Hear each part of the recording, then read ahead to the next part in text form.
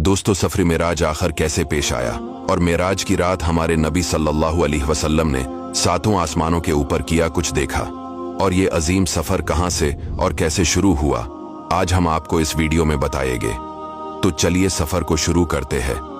अल्लाह ताला कुरान पाक में इस वाकया का तज़किरा कुछ इस तरह फरमाते हैं, पाक है वो जात जो रातों रात ले गया अपने बंदे को मस्जिद हराम से लेकर मस्जिद अक्सा तक। चिनाचे मेराज की रात हजरत जबरील अलैहिस्सलाम बारगाह रिसालत सल्लल्लाहु अलैहि वसल्लम में हाजिर हुए। आप सल्लल्लाहु अलैहि वसल्लम को मेराज की खुशखबरी सुनाई और आप सल्लल्लाहु अलैहि वसल्लम का मुक़द्दस सीना खोलकर इसे आब ज़मज़म से धुया, फिर इसे हिकमत से भर दिया। इसके बाद नबी सल्लल्लाहु अलैहि वसल्लम की बारगाह में बुराक पेश की और इंतहाई इकराम और एहतराम के साथ इस पर सवार करके मस्जिद अक्सा की तरफ ले गए। बैतुल मुक़द्दस में हमारे नबी सल्लल्लाहु अलैहि वसल्लम ने अंबिया की इमामत की, फिर वहां से आसमानों की तरफ ले गए। हजरत जबरील अलैहिस्सलाम ने बारी बारी तमाम आसमानों के दरवाजे खोले। पहले आसमान पर हजरत आदम अलैहिस्सलाम, दूसरे आसमान पर हजरत ईसा अलैहिस्सलाम, तीसरे आसमान पर हजरत यूसुफ अलैहिस्सलाम, चौथे आसमान पर हजरत इदरीस अलैहिस्सलाम, पांचवें आसमान पर हजरत हारून अलैहिस्सलाम, छठे आसमान पर हजरत मूसा अलैहिस्सलाम और सातवें आसमान पर हजरत इब्राहिम अलैहिस्सलाम हुजूर सल्लल्लाहु अलैहि वसल्लम की जियारत से सरफराज हुए। उन्होंने हुजूर सल्लल्लाहु अलैहि वसल्लम की इज्जत की और तशरीफ आवरी की मुबारकबाद दी। इसी तरह नबी सल्लल्लाहु अलैहि वसल्लम साथ आसमानों की सैर करते करते सिदरातुल मुंतहा तक पहुंच गए।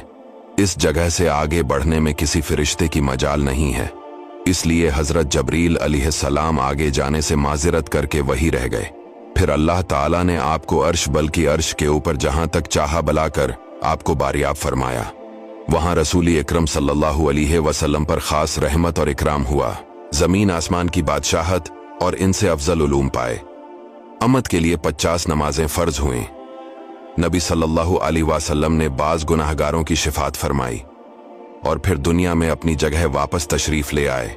लेकिन जब वहां से वापस आए तो हजरत मूसा ने आपसे अर्ज की कि आपकी उम्मत से इन 50 नमाजों का बार न उठा सकेगा, लिहाजा आप वापस जाए और अल्लाह से तखफीफ की दरख्वास्त कीजिए।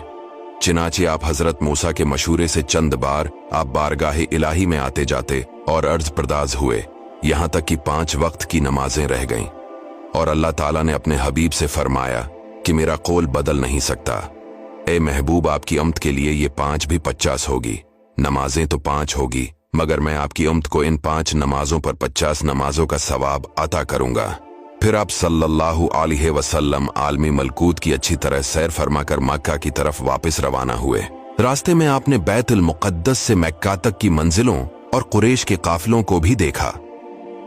इन तमाम मराहिल को तय करने के बाद मस्जिद हराम में पहुंचकर चौकी अभी रात का काफी हिस्सा बाकी था, सो गए और सुबह को बीदार हुए।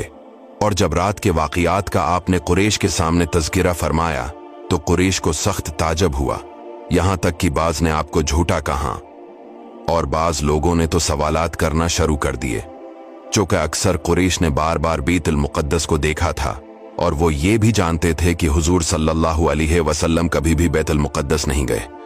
इसलिए इम्तिहान के तौर पर इन लोगों ने आपसे बैतुल मुक़द्दस के दरो दीवार और मेहराबों के बारे में सवालों की बौछार शुरू कर दी।